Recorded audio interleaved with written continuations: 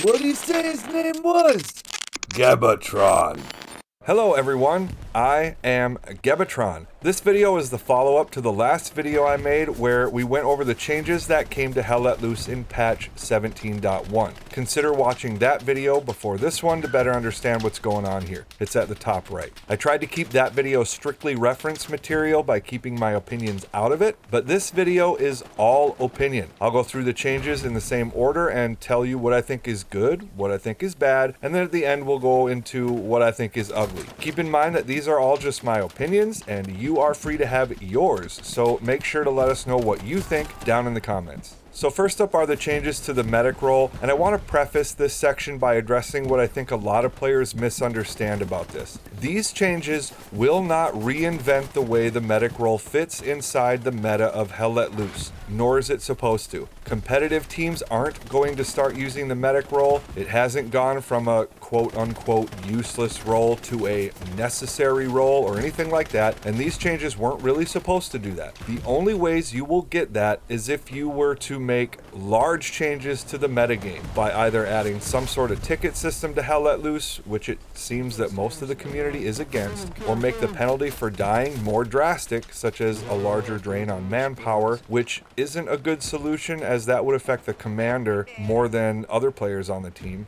Plus, I mean, some players don't even know that dying does drain manpower, let alone it changing the way that they play. Or you need some sort of persistent ammo system where you aren't re-equipped every time you redeploy. Those are big changes that would really impact how Hell Let Loose is played, and they could slow the game down. Maybe you'd like that, maybe you wouldn't, but the changes that we did get aren't anything like that. They were simple changes aimed at just making the medic role a little more rewarding to play, more fun to play, and a little less tedious. I think these changes have done that. The reduction in revive and bandage times are fine. I wasn't sure how I felt about being revived back to full health, but after playing for a while, I think this is actually pretty good. It allows players to get right back into the action and allows medics to move on quicker, which are small rewards for engaging in this activity, but rewards nonetheless. The XP increases for reviving and being revived are also good, and my favorite part about it is that medics don't get any of that XP if they themselves shot the player. So medics can't farm friendlies for XP, which shows some nice forethought from the developers.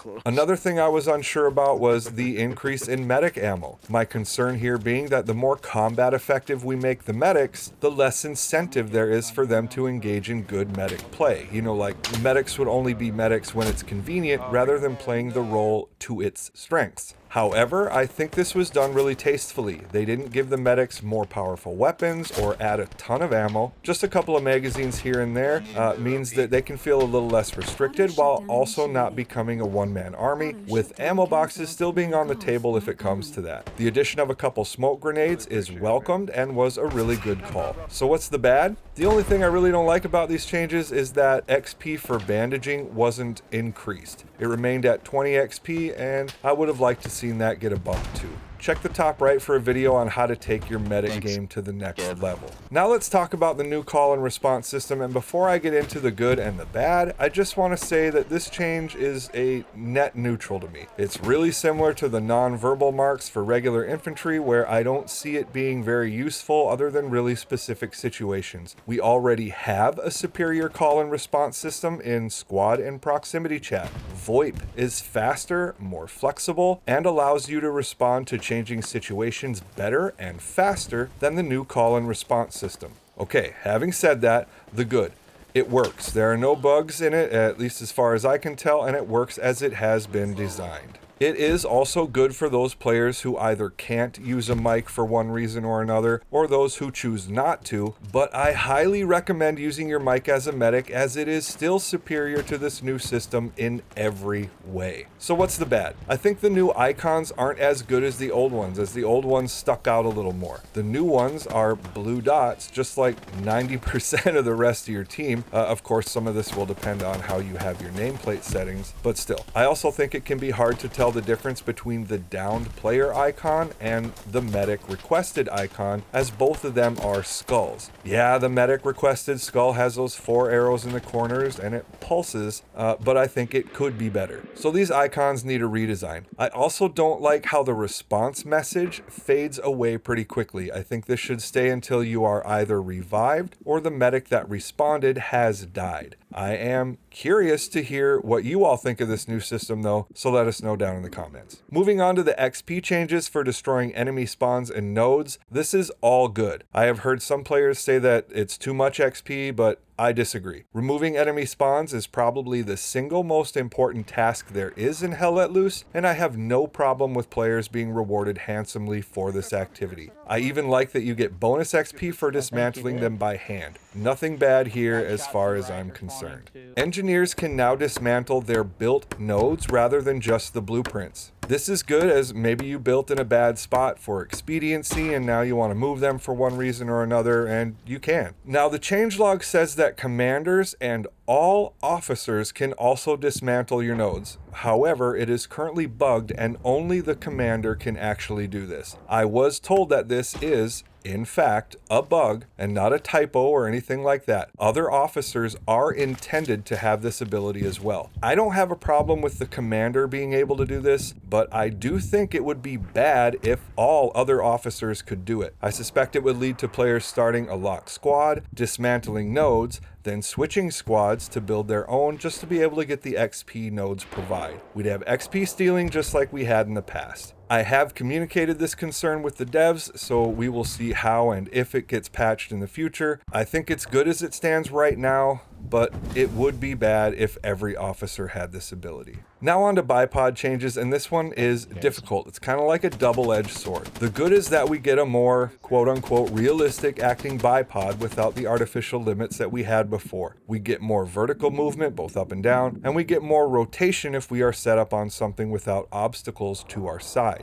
That all sounds good, so what's bad? Well, setting up now takes more precision. You can no longer just approach an object and get the prompt. You'll have to be more specific and deliberate about where you're looking before you get the deploy bipod prompt. It feels more tedious. Rotation may have improved on some objects, yes, but a lot of spots you were used to setting up on are now going to be next to useless. Think windows and houses near walls, as you can no longer clip through objects due to those preset limits like seen here. So good MG spots may have gotten better, but there may be less of them. I think this is probably a net positive overall, but it will definitely take some getting used to. Other things that I don't like are that we still can't set up on things like supply crates or burned out vehicle hulls that aren't default map objects. Ducking to reload still pops you out of cover, and we still have those old preset rotation limits when setting up on the ground. If you don't want us to rotate a full 360 degrees on the ground, I guess I get it, but we should be able to rotate at least 90 degrees to each side when set up on the ground. So a net positive, but I think this still needs a little work.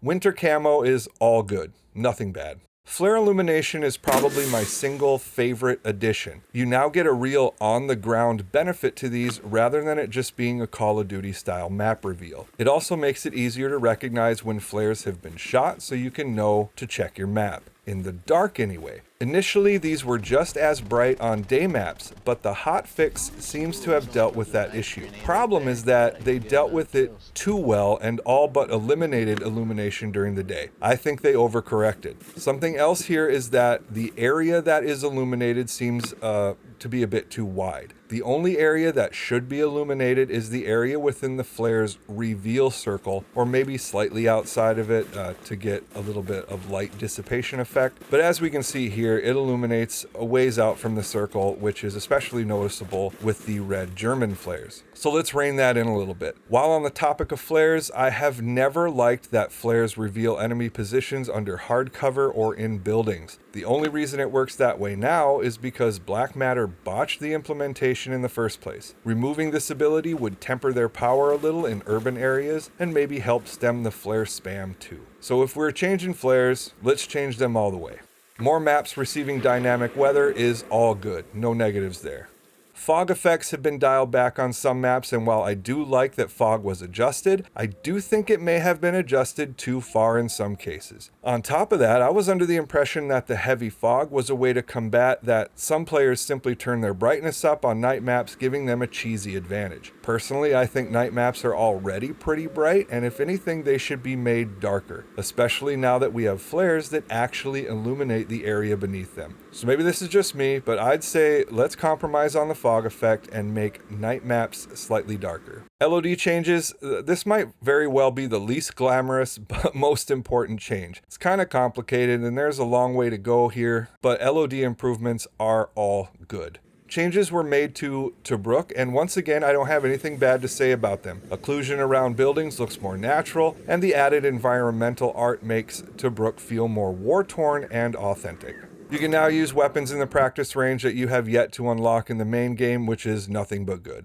Explore mode is pretty good too. You can choose any map, spawn in and respawn without the normal timer penalties. You can access admin cam. You can use faction appropriate vehicles, and you can even spawn in the enemy HQ if you want. But the mode does feel unfinished. There is one glaring problem here, and that is that you aren't able to choose your factions on the maps. Want to drive a Panzer IV on Driel? Too bad, you can only spawn in as the Brits.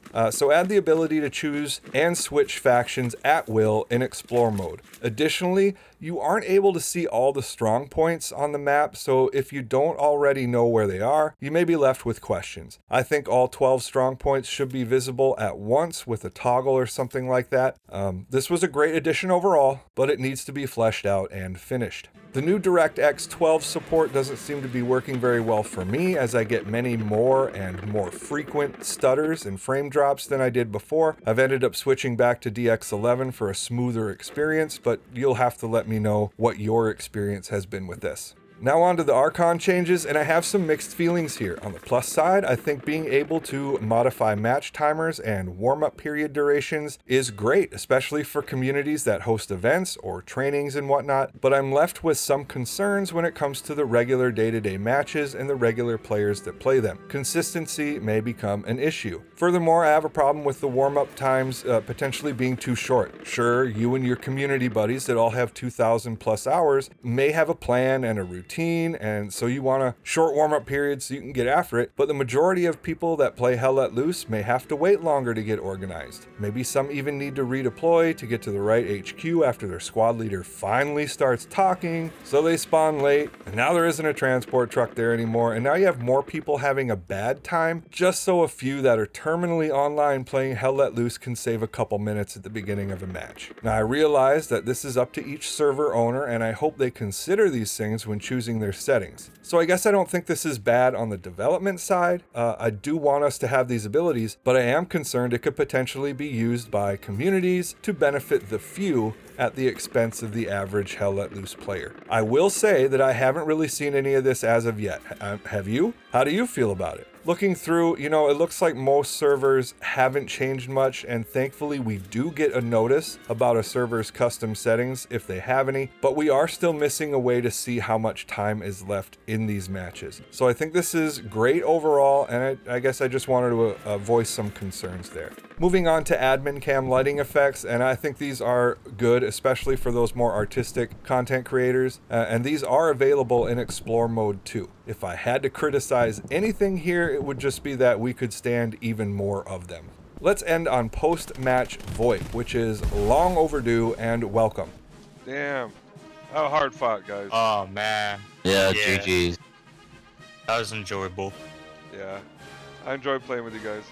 Officers can use command chat to talk to other officers post-match. Squads can use squad chat. But the problem I have with this is I think you should be able to use proximity chat to address your whole team. Perhaps this will get messy, but I'd like to give it a try. Not a hill I'm willing to die on though. That being said, I am completely fine with not being able to converse with the enemy team. That would 100% get ugly. And speaking of ugly, we went through the good and the bad. Now let's talk about the ugly. In my opinion, The ugliest thing here is that nothing from update 17 was addressed. Yes, they improved occlusion on Tobruk and added more war-torn effects to the buildings, but that isn't what was being criticized about update 17, at least not in large part. It was the issues with structure durability, persistent problems with precision strike, no XP for vehicle kill assists, and flamethrowers being able to destroy things instantly like nodes. You can watch the video at the top right to get up to speed there. So before addressing any of that, we get patch 17.1, which is more like an update, which is now requiring even more things that need to be adjusted. And some of these things shouldn't take a whole development team to recognize in the first place, like not being able to switch factions in explore mode, or that having heavy tanks destroy all your structures would disincentivize engineers. I don't like that these issues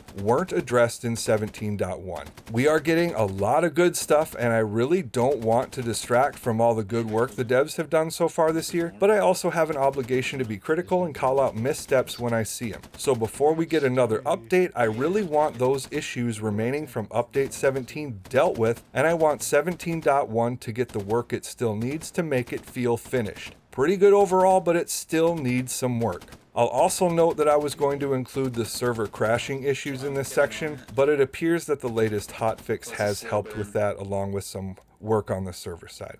Alright, those are my opinions on 17.1, and now I want to hear yours. Do you think they overcorrected on flare illumination? How do you feel about the way bipods work now? Would you like to see larger changes like persistent ammo? Let us know down in the comments. Pull the trigger on that like button, check the description for more ways to support what I do here. As always, thank you so much for watching, and see you in the next one.